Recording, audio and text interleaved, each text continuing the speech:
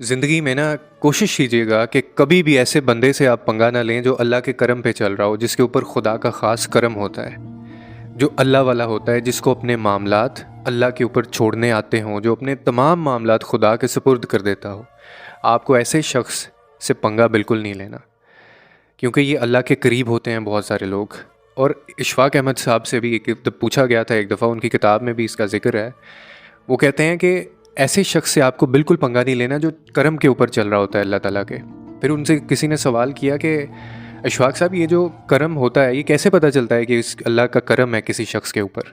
तो आगे से आपने फरमाया कि इसका तो कोई फार्मूला नहीं है कि अल्लाह का करम किन लोगों के ऊपर होता है या कौन लोग करम वाले होते हैं, लेकिन हाँ, मैंने जो मुशाहिदा किया है वो कहते हैं कि मैं वो आपके सामने रख देता हूँ यानी मैंने जिस को भी देखा है जो करम वाला था, जिसको मैंने करम वाला पाया, उनकी मैं कुछ निशानियां आपको बता देता हूँ। ऐसे लोगों से आपने कभी पंगा नहीं लेना, ऐसे लोगों को कभी आपने तंग नहीं करना, बिला वजह उनको तकलीफ़ अजियत नहीं देनी आपने, क्योंकि इनका डायरेक्ट अल्लाह के साथ ताल्लुक़ होता है।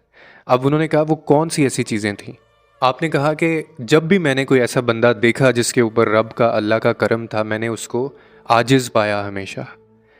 पूरी अकल होने के बावजूद बहुत सीधा सा बंदा, कभी यानी अपने आप को वो इतना स्मार्ट नहीं समझेगा, बिल्कुल सीधा साधा होगा और अपनी अकल को इस्तेमाल ज़रूर करेगा, लेकिन अपने आप को समझेगा नहीं कि मुझे सब कुछ पता है। नहीं, बहुत ज़्यादा तेज़ी नहीं दिखाएगा, फिर उलझेगा नहीं मामलात के अंदर, आपको रास्ता दे देगा, कभी अड़ेगा नहीं आपके आगे। गुस्से में आप ऐसे बंदे को कभी नहीं देखेंगे, अगर गुस्सा आएगा भी तो पी जाएगा। ऐसे लोगों पे अल्लाह का करम होता है। फिर कहने लगे कि इखलास वाला होगा, गलती को मान लेगा, कभी अपनी बात पे अड़ेगा नहीं, मुखलिस आपको होगा, हमेशा रिश्ते निभाने वाला होगा, झूठ नहीं बोलता होगा, हमेशा सरेंडर करने पे यकीन रखता होगा, अना का मसला कभी नहीं बनाएगा। जिसके ऊपर अल्लाह का करम होता है ना, उसकी ज़ात से हमेशा दूसरों को फ़ायदा होता आप देखेंगे। वो खुद बहुत कम आपको फ़ायदा लेता हुआ नज़र आएगा। और हम लोग पहले अपना फ़ायदा सोचते हैं। हम पे खुदा का करम कैसे हो? हम वो जो प्रोटोकॉल्स हैं, हम जो रिक्वायरमेंट्स हैं, वो पूरी नहीं कर रहे। फिर वो कहते हैं कि ये हो ही नहीं सकता कि आपकी ज़ात से किसी को फ़ायदा हो रहा हो और अल्लाह ताला आपको नुकसान कर दे। ये हो ही नहीं सकता, ये कानून के ख़िलाफ़ है। कानून कुदरत जो है ना, ये उसके ख़िलाफ़ है, और खुदा अपने कही बात या अपने कानून के कभी ख़िलाफ़ नहीं जाता।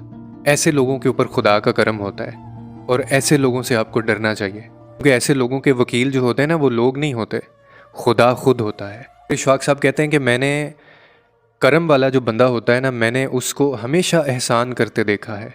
उसका दर्जन जो है ना, वो 13 का होता है, 12 का नहीं होता। हमेशा अपने हक से ज़्यादा देते हुए देखा उसको, क्योंकि अल्लाह के साथ ताल्लुक़ मजबूत है ना। तो अल्लाह जब देने पे आता है, उसकी जो शान है उस तक तो हम नहीं पहुंच सकते, लेकिन जो अल्लाह को मानने वाला होगा, जिसके ऊपर अल्लाह का करम होगा, वो भी खुले दिल का मालिक होगा। तो इसीलिए अगर आप भी चाहते हैं कि आपके ऊपर भी खुदा का करम हो, तो आपको भी अपना जो दर्जन है ना, वो 12 का नहीं 13 का करना पड़ेगा। आपको भी अपने हक से थोड़ा ज़्यादा देना पड़ेगा, आपको भी कमिटमेंट से थोड़ा ज़्यादा करना पड़ेगा। फिर देखें आपके ऊपर खुदा का करम कैसा होता है। और अगर आप ये हिसाब किताब में पड़े रहेंगे, तो हिसाब के साथ चलेंगे तो हिसाब ही लिया जाएगा और हिसाब ही होगा। और जो दिल का कंजूस बंदा होता है ना, उसके लिए ये सारी कायनात कंजूस होती है, और दिल के सखी के लिए ये पूरी कायनात ख़जाना है, और उसके माल के अंदर, उसकी दौलत के अंदर कभी कमी वाक़या नहीं होगी। जैसे खुदा के पास किसी चीज़ की कमी नहीं है ना, तो जो उसको मानने वाले हैं ना, जिसके ऊपर अल्लाह का करम होता है, उनकी ज़िंदगी में भी माल, दौलत, रिश्ते, इखलास और जितनी भी चीज़ें वो दे सकता है, कभी उन चीज़ों में कमी नहीं आएगी, हमेशा उसको ज़्यादा ही मिलेगा। तो इसीलिए जो करम वाले लोग होते हैं ना, उनको कभी कोशिश कीजिएगा कि ज़िंदगी में तकलीफ़ ना दें, क्योंकि उनको तकलीफ़ देंगे तो आप उन बंदों के साथ ज़्यादती नहीं कर रहे हैं, आप अल्लाह के साथ ज़्यादती कर रहे हैं, क्योंकि ये ख़ास लोग होते हैं अल्लाह के।